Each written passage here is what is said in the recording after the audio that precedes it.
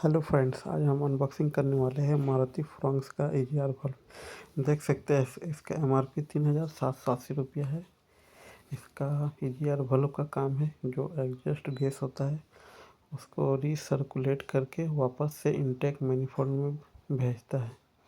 इसमें जो harmful gases निकलता है एग्जॉस्ट से, वो नाइट्रोजन ऑक्साइड होता है, वो उसको वापस से इनटेक मैनिफोल्ड में भेजता है, जिससे कि हार्मफुल गैसेस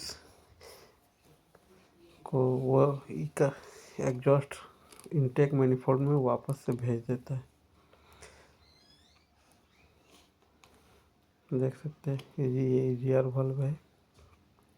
इसको हम चेंज करने वाले हैं। इसका जो पुराना वाला था वो डैमेज हो गया है। देखिए, अगर ये वीडियो आपको अच्छा लगे तो हमारे चैनल को लाइक और सब्सक्राइब कर थैंक यू। देख सकते हैं ये डैमेज हो गया है, इसको हम चेंज करने वाले हैं।